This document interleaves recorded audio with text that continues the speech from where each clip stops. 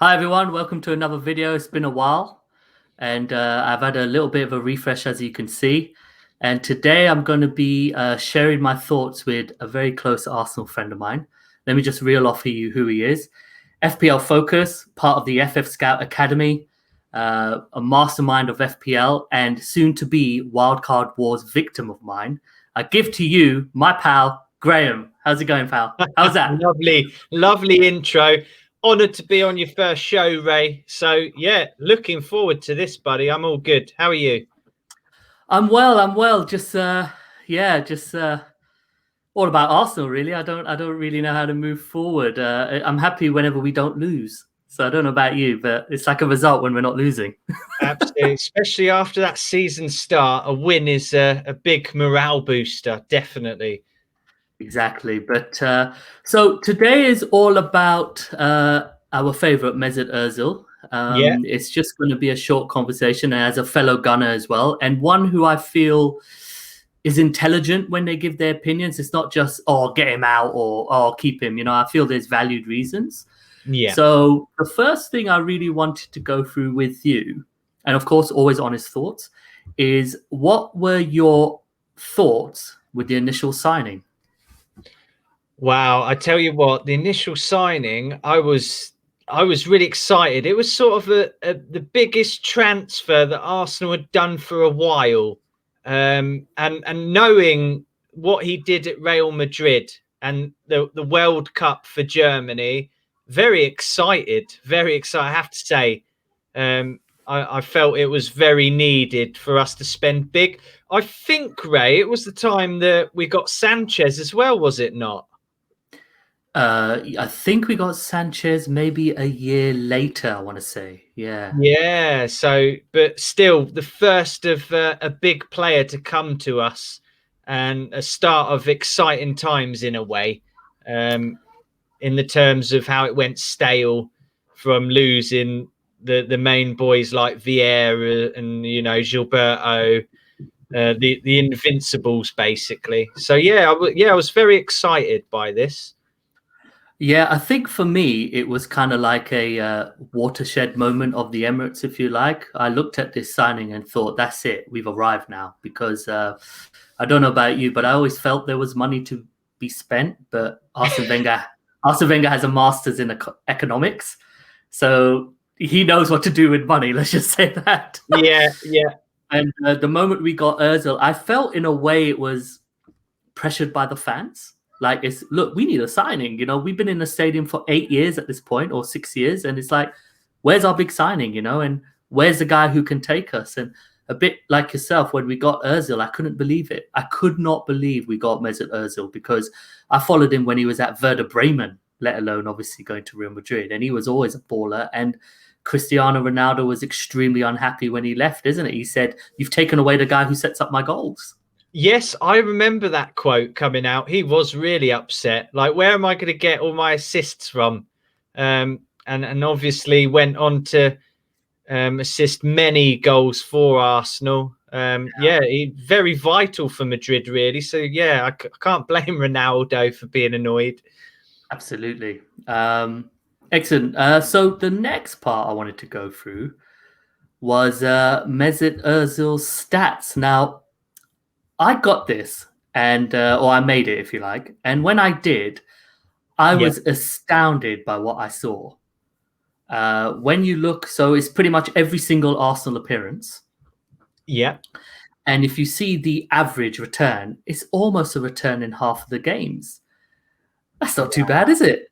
That's really good and very consistent, whatever competition. Hmm. Very high figures there, really. Where so he had that season where he got 19 assists, isn't it? I think the year where we probably should have won the league. And for Oh, me, yeah. it's a weird one for me, and of course I definitely want your opinion, is why is he so destroyed by fans and pundits alike when you look at that stats? What's your opinion on it?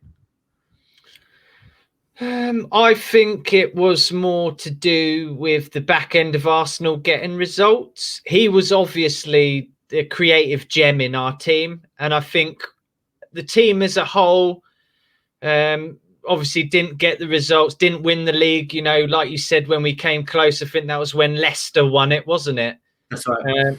And I think he took the flap. I think pundits, you know what the media like, they will pinpoint, they will dig out whatever they can. And I think they noticed, you know, they looked at Ozil and saw where he wasn't doing defensive work. And I think for Arsenal, that comes out of Patrick Vieira, Gilberto Silva, that big midfielder that we needed, which obviously was something that Ozil wasn't.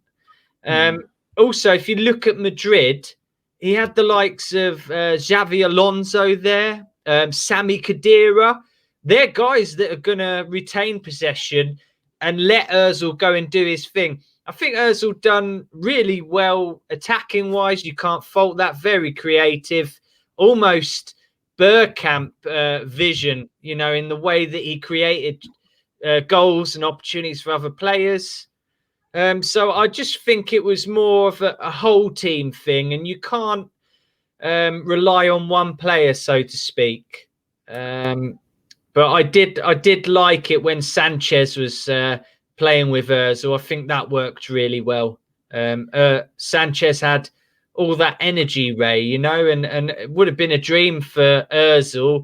Sanchez, full of energy, making them runs. Ozil with his vision, picking him out. But I just feel, Ray, to sum it up, in answer to your question, that it's more of the media started it, fans jumped on it. Yeah, I mean, one of the things I'll drop this for a minute is one of the things I feel is that, and I'll keep the stats banner up, is because I think with Mesut Ozil, he needs to play at a team where you're a fantastic team. And the reason I mean that is because I think a good example, but hang with me, is Mo Salah. How much defensive work does he really do? Not too much. No, I wouldn't say so. I see him waiting around for the ball a lot, like, oh, come on, guys, bring the ball for me. Precisely. And when we had Ozil, one of the things that I felt we said to him was, don't come back. And the reason for that is because he can't really offer us anything going back. But he's one of the greatest passes. He's one of the best passes I've ever seen in the Premier League. And I don't mean that lightly. I think he's incredible. And his stats show it with those assists, you know? Yeah, absolutely. But I think for he's brilliant at Madrid because I concur with what you said, is the likes of Xabi Alonso, the likes of, I don't know if Cruz was still there, but, you know, players of that ilk, is you do what you want up there, mate. We're going to cover you here. And I think Arsenal could have done that. Even though we weren't a great team, we could have said, you're number 10, don't do anything. But everyone else has to come back and help out, including the striker. And when we won that second FA Cup, where we had him, we had Alexis, Giroud, you know, these players to really offer different aspects in an attacking aspect, I felt like he was just in his element. But the more the game has moved on and the weaker we've got as a team, unfortunately, is we can't carry a passenger. No. I mean, you see it in a lot of the other Premier League teams, Ray. You know, it started, where did it start? Is it Makelele Chelsea? That sort of defensive midfielder. Had a position named after him. The Makelele. Yeah, it became a must for every team. Fernandinho at City now. Arsenal have kind of gone that way with Partey. Ndidi at Leicester. So I think the way the game's changed, that didn't help Ozil either. And you've got to get, well, you'd say your hands dirty. It's not okay. You've got to get your feet dirty, your whole kit dirty. You've got to go back and do the dirty side of the game and help defend. And I think a lot of managers do change systems now. You go 3 or 4 at the back. You see that a lot. Chelsea done that, didn't they, with Conte? And I think in changing systems, that didn't help Ozil either, because you could play a system with Ozil where your defensive side of it, even if players have to drop back, the wingers, and do their defense bit, just to allow him, like Madrid did, to sit up there and attack. And I think in changing formations and stuff, he wasn't allowed to do that. It's not part of the game. He got scrutinized on by pundits on Sky and beIN Sports and everywhere. So beIN Sports and from Dubai and all this kind of stuff. yeah. Richard Keys and Andy Gray. Those are, you know them. Those are for they're the original OGs. They are, yeah. They will slaughter. That's for sure. They take the lambs to the slaughter. That's it. Do you think Ozil is a relic for the footballer you need to be now, despite his obvious technical talents? Do you think there's no room for someone like him at the elite teams anymore? Interesting. I mean, maybe it depends on leagues. I'd have to say the Premier League is a tough league. I think we've seen players and managers come and go that are surprised by how high a level the Premier League actually is. We've seen so many players come in and fail, like not be able to do it. And it sometimes you scratch your head, because in other leagues, you know, bar, say, the French league, they call it a farmers league. But leagues like, you know, Germany, that's a decent league. Spain, La Liga, that's decent. So players have even struggled that have come from there to adapt at times. And it just shows you that high level of the Premier League. So I suppose in a way that would have been a bigger step for Ozil as well. But he did well attacking wise. You can never fault that. Yeah, I kind of be, you know, I have a big think about it as well. Is, you know, I think for Ozil it's team determined, isn't it? I think at someone like PSG he can, because of the standard that he has around him in regards to the rest of the teams. And in Italy, maybe just because they're a bit more defensively stout in their culture, that it's like, you don't have to move, you know, we'll help you out. But in the Premier League, he just can't.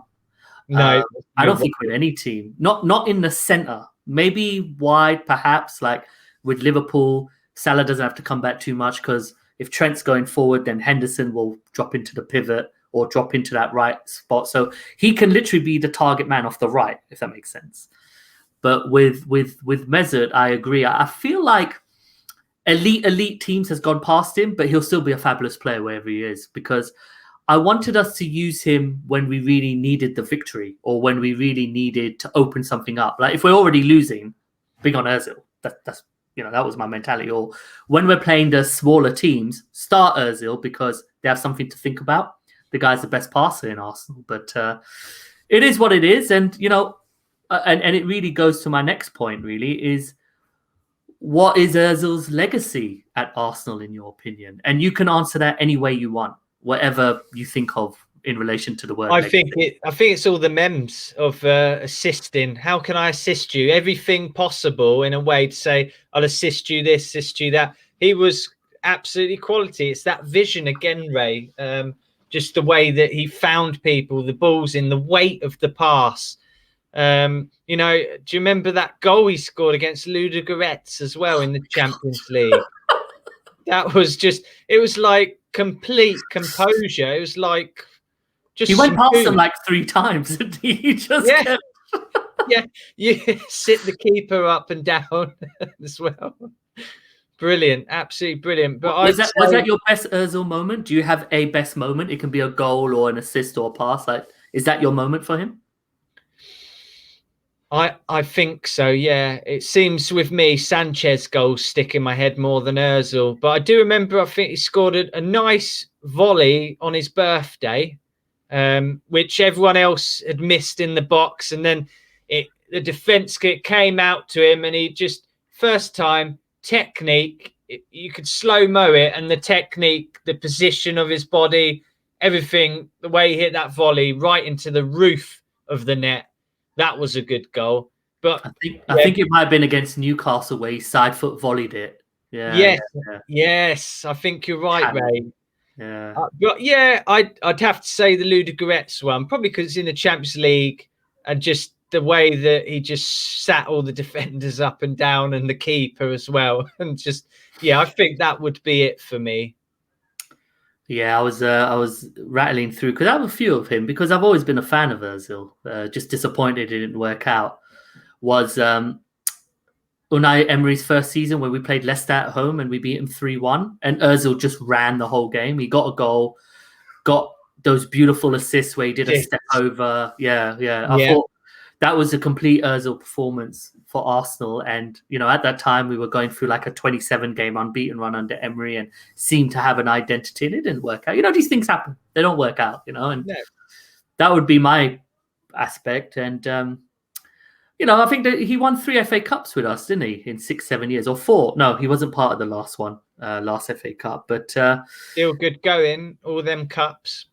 yeah, for me, he did well, and I think we spoke about this on one of your shows when you invited me, was when he just left or when he was about to leave, was thank you so much. It could have been more. It wasn't a failure, but it could have been more. And that's either because he didn't have enough players around him, or his language style was a bit too frustrating. But he's always been that player. It's a funny one. It's almost like creativity. Doesn't matter what league you're in. His kind of creativity can open up any midfield defence, the way he plays. But maybe that Premier League, the physicality of it was not where his level was, maybe. And he probably got left behind a little bit. Like you say, the track about defence, it's a physical thing as well. You'd see times where he'd be running back or walking back, and it was this sulk on the face. Like he didn't enjoy that side of the game either, But yeah, let's stay positive on the matter. He was a good player and great vision, and the assist king, shall we say? Have to say. I agree with you, man. I really agree with you. I mean, I have no regrets that we signed him. The only regret I had was we did his contract but not Sanchez's, because for me, Sanchez was always the player I preferred, probably because you always try and relate yourself to a player, and I found myself closer to Sanchez, but didn't have the energy or the skill or the ability. He had energy, all right, didn't he, Ray? My God, he's full of energy, and that's what I loved. That work rate, like if the team is dominating you, and like you need someone like that to go chasing after the ball and say, "Look, come on, guys." I remember seeing it quite a lot, actually. This might point out a case for Ozil.